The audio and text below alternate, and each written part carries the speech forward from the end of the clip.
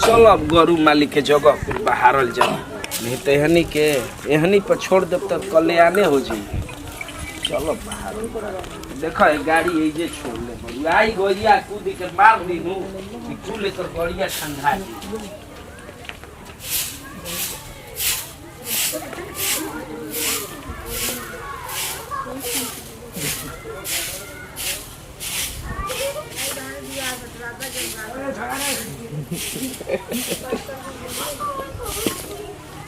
कहाँ हो भैया? हाँ एशिया कनी है कुर्सिया कौन के दे देले बड़ा? अरे लेबे आई रहे वो कुंडाला बा वो करे के दे दे तो तारा ही ना बुझल के घरे इतना तावत आना तो कुर्सी के काम पड़े। अच्छा तो ले आ दिहन से तले एगो बड़ुए एगो में निकाल आई न जाय दो करो कि हां ओकर खटिया दलनिया में डाल के बहरी ले ले आई एनिए ठीक रहे ना एनिए छहरिए ले आके लगाबो बहरी ठीक बाहर लेके हम से बाहर तनी तू लेके आऊ भाई। देखो एगो ई बा कि काम के ध्यान बा एगो ऊ बा कि गाड़ी उनकर लाठी बाजी इनका गाड़ी जो ड्रामा देखावत न चारों ओरे नु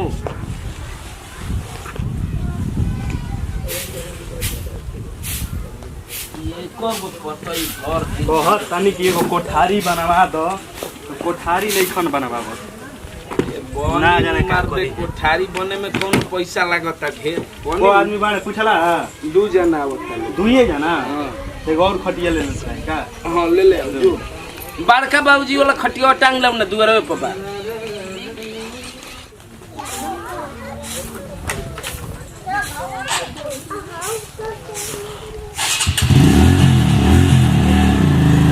कहां रे हां कहां हर दिन ले हर दिन ले हमनी के दोनों भाई मुई जा गाड़ी लेके तोरा गाड़ी किन के हम दिक्कत कर दे 2 मिनट में आते हैं 2 मिनट में आता नहीं का रे कहीं ना भैया बस आते हैं 2 मिनट में काम बैठे को कावन काम बड़ुए ये मरते एक मुझे बोला था कौन काम बैठे मतलब हमारा कोनो काम ना पड़ी आवा काम बरे आज के दिन कौन काम बतोरा एबर आवत ताने दुआरी पहित न त धक छोड़ुओ छ त मुहा में चाबी छिना हो चाबी छिना मुहा में दट काटी चाबी छिना साला जब से दीपका के संग धराई गई साला बिगड़ल जातो दट निकालिए लफा से खराब हो अते काहे गांजा पिए रे इसका रे दीपका जरे गांजा पिए लगल हो चिलम चली दम पानी लगी चलो तो डलमट बिस्कुट जाके ले जो दुकान पर पहले डलमट बिस्कुट धक गाड़ी जब देखो गाड़ी पिनी का बाओ घर गड़िया रे गिरी टेढ़ लगइले बा इनकर पिनिका त हुर देव धई के मारब दू झाड़ू ढीला हो जी बौसी रभिए तहा अरे चाबी मत दियो भाई धर चाबी ले जो चाबी भाभी के दे दे ए अब भैया चाबी का करते गाड़ी निकले तो तबियत चाबिया हमारा भीरी बजो पहले बिस्कुट डलमट ले दुकान पर जो लेके जो अढ़ा बोलो जितना अढ़ावे के बाटे चुपचाप जाना देव कान के जरिए और तारा गोबर लागत छी छी सारी हे गोइठा पक लिट्टी भछ जाता ने 11 हो गो पतरी मौगी हड़िया सोख भइल बने ए भैया आय कनी के एथी कर तनी जातनी भाऊजी ले कह के तैयारी करवा देबे बुझिए हां जल्दी तैयारी करावा है पत्थर शहर तनी एथी कर तो हम बिछावा तनी अब हे जुगिया पतैया एक जगह क देने के संजिया के अब बिछा द तले हम जातनी बोल देबे ठीक है बा हम बिछा दे जिया कहां बड़ू अरे आवा है ने साला भाई हम सर जीवे ना दियो अरे कहां जाता नी जी कहां जाता नहीं अरे बबी के देखे आवत नंदनू भौजी हम का करिए में क्या करी हम बताओ मैं हमारा के देखो तो हमारा बिया कि ओकर बिया ओकरा के देखिए सब तो काहे ना किसे देवा तो खुश होवे के चाहिए नु हो ते बान नु गोबर हिनो तरन दुनो जना हमारा कहत नहीं जोते थे लेके आओ बिस्कुट लिया दलमोट लेके आओ माने हम बिस्कुट दलमोट लेके आए तब ही तो हमारे असर है जसनु तो का हो गइल ला दिन जा ठीक है जा करता ला अरे काहे के हमरे से काम मारहावत जा कहतन कि हमरे बियाह करे के बा हमरा मतलब नहीं छै ई सब से उहने जना कहत बिस्कुट उस्कुट लावे खातिर एकर दिमाग सनक गइल जान लो अरे छोड़ के ना घर के दुलरुआ लड़का गड़े पनिको तो काम करेला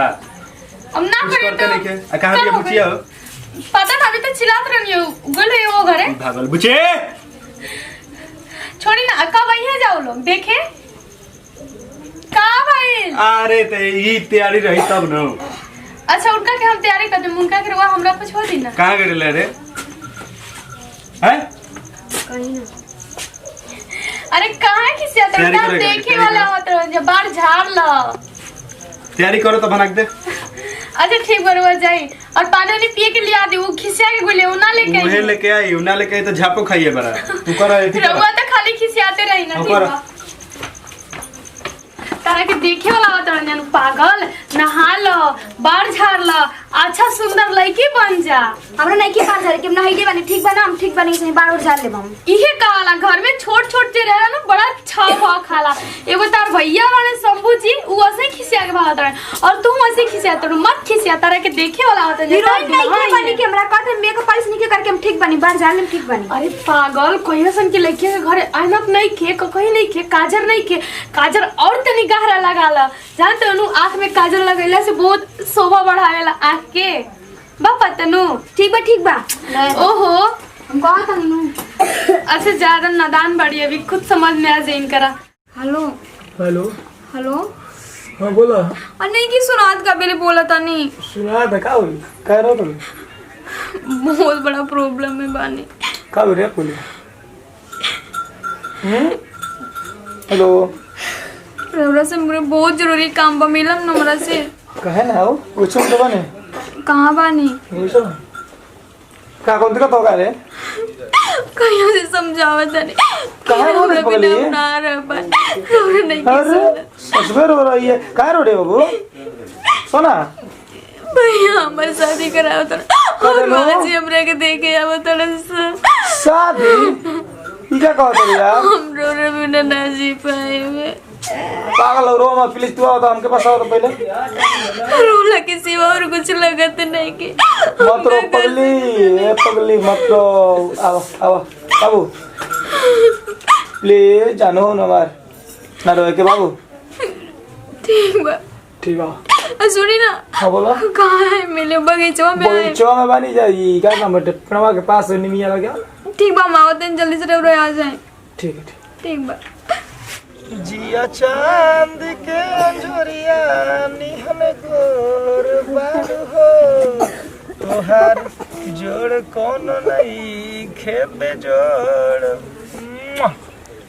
लव यू बाबू कितना वेट करे बुआ हो तब से का करे लगल पगली कितना देरी तक हम फोटो देख देख के किस कर रहा था अरे आगे दूर का बोल का रोता किस पगली अरे और पागल काहे रो रही हो पहले बताओ ना बिना नहीं किसी से कुछ पगली मैंने बोल का तो हम का करो छोड़ भैया देते पर नहीं शादी कराओ जरा हम रो ई तो पगला गेल बेकर बहिनी कम का चुप रहो का कहती नो तीनों तेर बसो सब लोग घर में रेडी बा और आज देखे आवा तड़न से हमरा के देखे पसंद नहीं करे बा। तो भाई हमार शादी करा दिया और रो रो भी नाम नहीं किसी से हम हमके बारे में ना बतलिस तू है हमके ना बतलिस हमरा के गाड़ी के बैग दिए लोग ना बताए पगली हमारा रहते कोने का मजा लो कि जानू के कोई काट दे बोल हां बोल हमरा कुछ करी नहीं अब हम का कर सके ना हमारा बेटे के उपाय ये बा अब दिमाग हमार सन के सरवन के मार बा ना सबसे बढ़िया बा चल भाग चल जाओ अब बोल तू का कहत रे दू गो उपाय बाटे ठीक बजी तो कब माने आ जावे लोग कॉल ले पहले बताओ तो हां जी आवा तड़न जा अरे आयो गलो के कोनो ठीक नहीं के और घर भैया भी कुछ देर में खोजे रुक रुक एक मिनट सो दे अब हमारा तो उपाय भी है लोग कि जब घरे आ गए जा तो सिंपल सी बात बाबू चल इने से भाग चल ठीक बा हम बोल तनी अपन दोस्त के ठीक बा बात कर के ओकरा से ले ले कुंडलवा सब को घूम के ले ले आई बस उससे ना बाकी ओकरा पास एटीएम बन नहीं बस संभालिए ले चल ठीक है चल चल चल देखिए कौन देखला सन रे ना ही लड़की के हम अभी सोचते रहे कि बचपना बाटे बचपना में सब करे लेकिन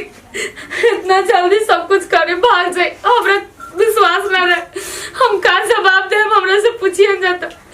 हमरा तरीको नहीं का हो गिल हो काहे रोत तारू दुआर पर हित ना ताइल बने अरवाई सुनी है तो का कही है आ गिल जब बुचिया के देखे तो तू रोत काहे बाड़ू बुचियारा मर गई मर गइल ई का कहता रे के जाने कोने के लेके भाग गई हमरा के लागत रहे कि वो भी बच्चा भी है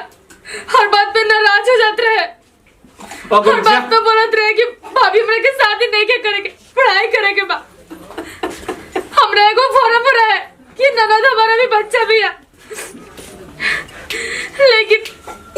पता ना कौन संगे भाग गई। धारा हो गया घरवा में क्या करता हो वो यही का तो काट दे। हित ना तो तुम फिर हो तड़ल हो का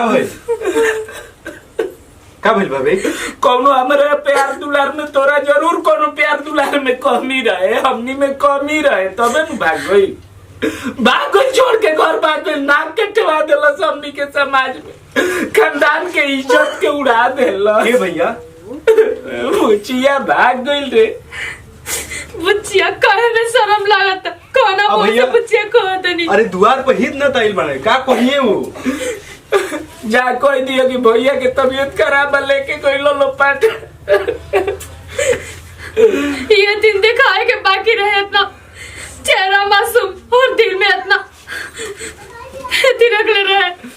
भैया तू छोटका भी फोन करो और बोला खोजे के हम जाते हित न तक एने उन्हें बजावता नहीं, हम जल्दी बात करो करके जल्दी बुलावो लो घरे जाता नहीं। जा यही से लोग कहेला कि लड़की जमाल बहुत पाप हो खेला। हम आज सही में समझो। हमके एहसास हो गई। हाँ भैया बोले कहाँ बारे कहे तू रो तोड़ा मुचिया भाग गई घर छोड़ के रे, का जाने कौना संग का भाग गई जी, अब घर छोड़ के का जाने कौना संग देख जाके। कहाँ भागल है भैया? हम जानती तो ना जोईती रे, देख मोटरसाइकिल लिया लेके नियो गईले। आज तो गोइल भैया वो आज तो हमारा हाथ मरी, पक्का मरी है। जोना के साथे भागल होइनु वो सारे चाहिए। पहले कैसे वो सही सलामत ओकरा के घरे ले आई, घरे तो भौजी ओकरा से के जवाब सवाल कइल जाए क्या कि कौन कमी रहे हमनी के प्यार में कि वो ऐसा कइलस। ओकरा लाश ले पूछबू घरे, अब ओकर लाश आई लाश रखत अरे भैया। अपन दिमाग शांति करके ओकरा के चुपचाप ले सही आओ सलामत घर घरे लेके पहले ले आई। आओ, उसमें तो जो अपन कुल संगति संग लिया ठीक है रखो फोन रखो। हे भगवान, का सोच के ओकरा तनिको ना दया आई कि हमार भैया भौजी इतना तक के का जवाब दिया। अरे भागे के रही तो ओकरा पता चला कि देखिए वाला बात पहले ही भागल रही। दो जगह से बर्दाश्त से बाहर हो गई। हम आवता नहीं देख के उभी है का रुक। नमस्कार प्रणाम, एमआर भोजपुरिया के टोटले टीम बड़ुए। एगो संदेश वीडियो भी रहल, पारिवारिक वीडियो रहल है कि आजकल के जो लड़की हमार बहिन बाड़ी लो घर छोड़ के भाग जाता लो, परिवार के दुख देखे देख लो भाई बहिन लो, माई बाप के भाई भौजाई के का श्रद्धा बा, का सबक बा, का तू लो से उम्मीद कइले बाड़े, उ सब उम्मीद पर तू लो डिटर्जेंट पाउडर लेखा पानी फेरता लो। ऐसे मत कर लोग, हाथ जोड़ के रिक्वेस्ट बा, कैसे कि